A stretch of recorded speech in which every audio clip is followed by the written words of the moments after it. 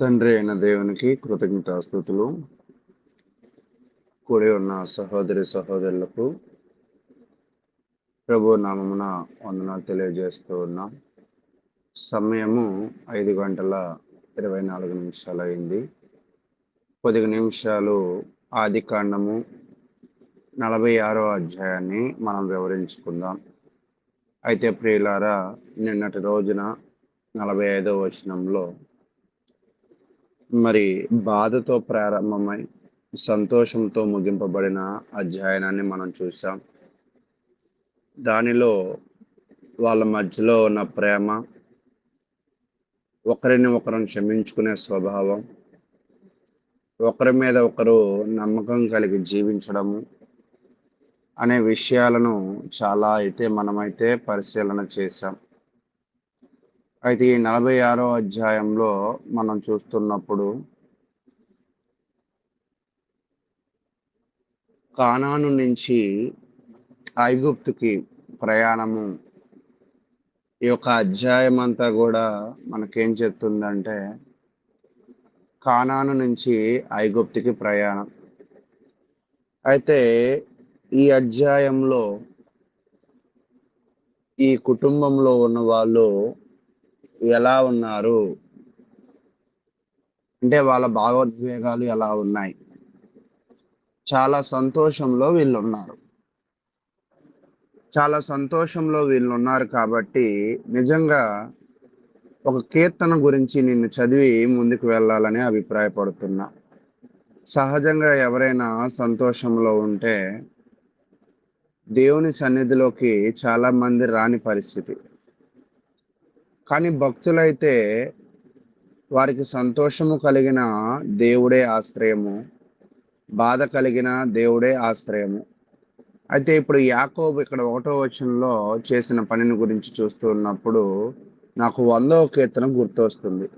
సమస్త దేశములారా యెహోవాకు ఉత్సాహధ్వని చేయుడి, సంతోషముతో యెహోవాను సేవించుడి, ఉత్సాహగానము చేయుచు ఆయన సన్నిధికి రండి.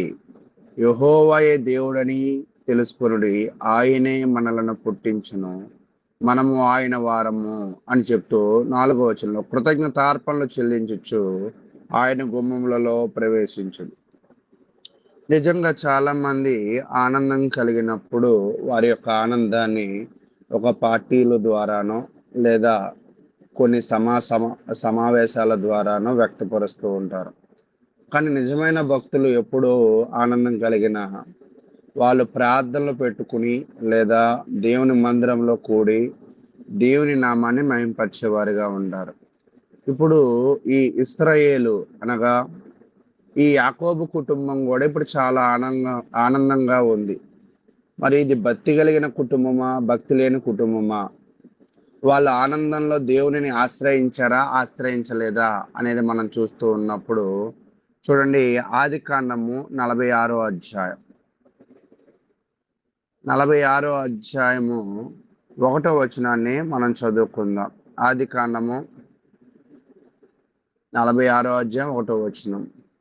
ఇప్పుడు ఇశ్రాయేలు తనకు కలిగినదంతయో తీసుకుని ప్రయాణమై బెర్షెబాకు వచ్చి తాను తండ్రి అయిన ఇస్సాకు దేవునికి బలి అర్పించి, అంటే ఈ బెర్షెబా అనే ప్రాంతంలో గతంలో ఇస్సాకు బలి అర్పించాడు. అంటే ఇక్కడ ఏముందంటే బలిపీఠం ఉన్నట్లుగా మనకు అర్థమవుతుంది. ఇప్పుడు అదే బలిపీఠం దగ్గరికి ఎవరు వచ్చారంటే యాకోబు కూడా ఇక్కడికి వచ్చాడు.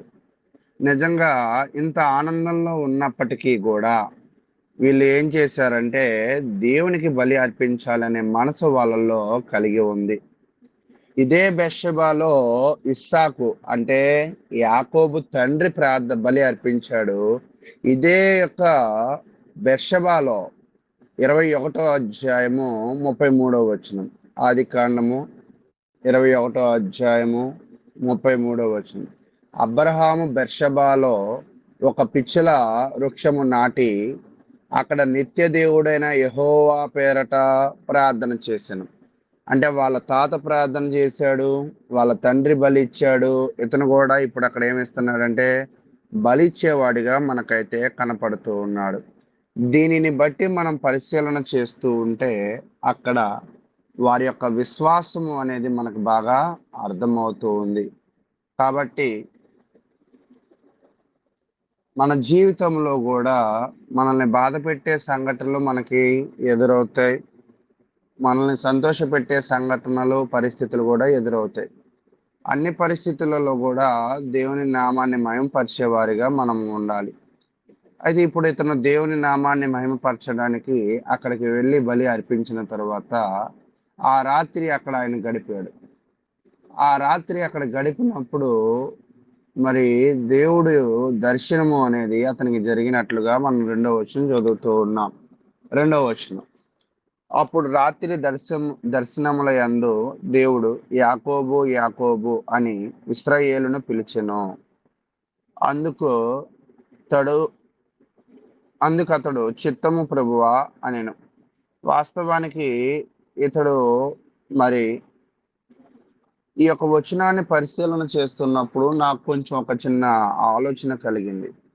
ఎవరైతే దేవుని నామాన్ని మహిమపరుస్తారో, ఎవరైతే ఎలాంటి పరిస్థితుల్లో ఉన్నా దేవుని నామాన్ని మరి సంకీర్తనలు చేస్తూ ఉంటారో, ఖచ్చితంగా దేవుడు వారితో మాట్లాడతాడు.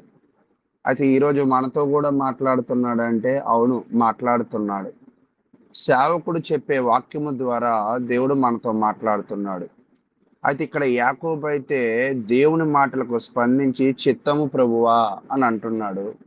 అలాగే ఈరోజు ఎవరైతే చిత్తశుద్ధి కలిగి దేవుని నామాన్ని మహిమపరుస్తారో వారందరితో కూడా దేవుడు మాట్లాడుతున్నాడు.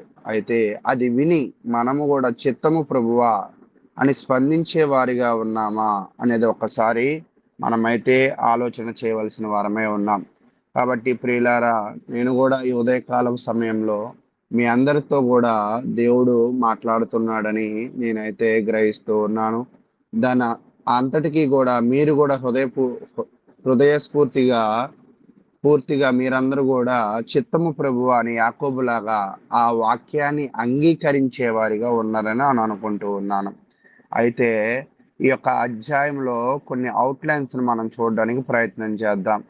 1-4 దాకా చూస్తున్నప్పుడు, 1వ వచనం నుంచి 4వ వచనం దాకా బెర్షబాలో దేవునితో మాట్లాడడము అనేది చూస్తాం. 5-7 దాకా చూస్తూ ఉన్నప్పుడు మొత్తం కుటుంబము ఐగుప్తుకి బయలుదేరడం అని చూస్తాం. ఎంతమంది కుటుంబ సభ్యులు ఉన్నారు అంటే 70 మంది కుటుంబం యొక్క పేర్లను ఇవ్వడం అనేది 8-27 దాకా చూస్తాం. 28-30 దాకా యాకోబు, యోసేపు గోషెనులో తిరిగి కలుస్తారు. 31-34 దాకా గోషెనులో వారు స్థిరపడాలని యోసేపు యొక్క ప్రణాళికను మనమైతే చూస్తూ ఉంటాం. కాబట్టి ఈరోజు మనము ఈ అధ్యాయాన్ని పరిశీలన చేస్తున్నప్పుడు కానాను నుంచి వెళ్ళిన వాళ్ళు ఐగుప్తులో ఎలా స్థిరపరచబడుతున్నారు, దానికి సహకరించిన వారు ఎవరంటే యోసేపు. వీరు ఒక పనిని ప్రారంభించినప్పుడు నిజంగా క్రైస్తవులు నేర్చుకోవలసిన ఒక విధానాన్ని ఇక్కడ మనకు చూపిస్తూ ఉన్నారు. వీరు ఒక ప్రాంతం నుంచి మరొక ప్రాంతానికి వెళుతూ ఉన్నప్పుడు అక్కడ పరిశీలనలో వాళ్ళు దేవునికి బలి అర్పించి వెళ్ళారు. ఈరోజు మనము కూడా ఏ పనిని ప్రారంభించినా ప్రార్థనా పూర్వకంగా మనం వెళ్ళగలిగినట్లయితే దేవుడు ఖచ్చితంగా మనల్ని దీవించేవాడిగా ఉంటాడు. అయితే ప్రియులారా, ఇంకొంచెం మనం ముందుకు వెళ్ళే ప్రయత్నం చేద్దాం. అయితే ఇక్కడ ఒక జాతి గొప్ప జనంగా తిరిగి వెళ్తారు. 70 మందిగా తిరిగి వెళ్ళిన ఈ జాతి మరి అక్కడ ఉన్న గోషేను ప్రాంతానికి చేరుకుంటారు. ఆ గోషేను ప్రాంతానికి యాకోబు మొత్తము, అంటే అతను కలిగి ఉన్నది ఏది కూడా కానానులో విడవకుండా అక్కడికి వెళ్ళిపోతారు. అయితే ఆ బలిపీఠం దగ్గర జరిగిన డిస్కషన్ కొంచెంసేపు చదవడానికి ప్రయత్నం చేద్దాం. దేవుడు అతనితో మాట్లాడుతూ ఏమంటున్నాడంటే 3వ వచనం, ఆయన నేనే దేవుడను, నీ తండ్రి దేవుడను, ఐగుప్తునకు వెళ్ళుటకు భయపడకము, అక్కడ నేను గొప్ప జనముగా చేసేదను. అయితే దేవుడు బలి అర్పించిన ఇతనికి ఏం చేస్తున్నాడంటే ఒక భరోసా ఇస్తూ ఉన్నాడు. నువ్వు ఐగుప్తుకు వెళ్ళడానికి ఒకవేళ ఏమైనా సంకోచించుతున్నావేమో, సంకోచించద్దు. భయపడవద్దు. ఖచ్చితంగా అక్కడ నీవు గొప్ప జనం అవుతావు అంటున్నాడు. అయితే ఇదే వాగ్దానాన్ని అబ్రహాముకు దేవుడు చేశాడు. అబ్రహాముకు చేసిన దేవుని యొక్క వాగ్దానం ఎక్కడ నెరవేర్చబడుతుందంటే ఇక్కడ నెరవేర్పులోకి ముందుకు వెళ్తూ ఉంది. ఆదికాండము 13వ అధ్యాయం మీరు తీసి తర్వాత పరిశీలన చేసినట్లయితే అక్కడ దేవుడు వారిని ఇసుక రేణువులంతా విస్తారముగా వారిని అభివృద్ధి పరుస్తాడని, అదే విధముగా ఆదికాండము 15వ అధ్యాయంలో కూడా వాళ్ళ సంతానాన్ని అభివృద్ధి పరుస్తా అన్న దేవుడు ఇప్పుడు దానికి ముందుకు తీసుకువెళుతూ ఉన్నాడు. అయితే ఈరోజు మనము కూడా మన జీవితంలో దేవుడు ఒకవేళ తన వాక్యము ద్వారా మనకి వాగ్దానం చేసినట్లయితే అది తప్పక నెరవేర్చే దేవుడిని మనం కలిగి ఉన్నామనైతే మీరు గ్రహించాలి. కాబట్టి ప్రియులారా, దేవునిని ఆరాధించడానికి, దేవుని యొక్క మాట వినడానికి, ఆ మాటలలో దేవుడు నీకు ఇచ్చిన వాగ్దానాలను గ్రహించడానికి నీ జీవితాన్ని నువ్వు కేటాయించగలిగినట్లయితే దేవుడు నిన్ను ఖచ్చితంగా దీవించేవాడిగా ఉంటాడు. అయితే మనం పరిశీలన చేస్తూ ఉన్నప్పుడు ఇంకా ఆ తర్వాత వాళ్ళందరూ కూడా వాళ్ళ సంతానంతో ముందుకు వెళ్ళారు. ముందుకు వెళ్ళిన తర్వాత మనము 27వ వచనాన్ని చూద్దాం. 27వ వచనాన్ని చూద్దాం. ఐగుప్తులో అతనికి పుట్టిన యోసేపు కుమారులిద్దరూ ఐగుప్తునకు వచ్చిన యాకోబు కుటుంబపు వారందరూ 70 మంది. అంటే ఇక్కడికి వచ్చేపాటికి ఎంతమంది అంటే 70 మంది వచ్చారు. వారందరూ వచ్చి ఎక్కడ దిగారు అంటే అతడు గోషేనుకు త్రోవ చూపుటకు యోసేపునొద్ద తనకు ముందుగా యోధాను పంపెను.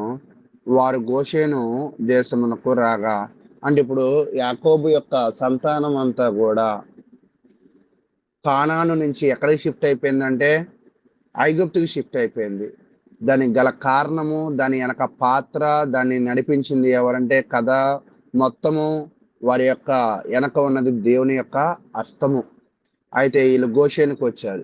ఈ గోషేను ఎలాంటి ప్రాంతం అంటే మీకు కూడా గతంలో పోయిన అధ్యాయంలో వివరించా. అది చాలా శ్రేష్టమైన ప్రాంతము, దానిలో సమస్తము దొరికే ప్రాంతము, దానిలో ఎటువంటి కొరత లేని ప్రాంతము. అయితే ఇక్కడ దేవుడు మధ్యలో ఈ అధ్యాయంలో మాట్లాడుతున్నప్పుడు ఒక మాట చెప్తూ ఉంటాడు, నువ్వు వెళ్ళు, మరలా తిరిగి కానానువు వద్దు అనే విషయాన్ని తెలియజేశాడు. మరలా తిరిగి కానాను వచ్చే సమయానికి ఖచ్చితంగా యాకోబు అయితే బ్రతికి ఉండడు. కానీ వాళ్ళకి ఇచ్చిన భరోసా విషయం ఏంటంటే, నువ్వు ఈరోజు బెర్షబా వచ్చావు, నన్ను ఆరాధించడానికి బలి అర్పించడానికి వచ్చావు కాబట్టి బలి అర్పించిన నీకు నేను ధైర్యాన్ని కలగజేస్తూ మరొక మాటను తెలియజేస్తున్నా. మరలా నీవు కానానికి రావడానికి మరి కొన్ని రోజులు కొంత సమయం పడుతుంది అనే విషయాన్ని కూడా అక్కడ తెలియజేసినట్లుగా మనం చూస్తూ ఉంటాం. అయితే ఇప్పుడు వీళ్ళు ఏ ప్రాంతంలో వచ్చారంటే గోషెను ప్రాంతంలో. ఈ గోషెను ప్రాంతంలో ఎందుకు యోసేపు ఈ ప్రాంతాన్ని ఎంచాడంటే అక్కడ పచ్చిక పైర్లు ఎక్కువ.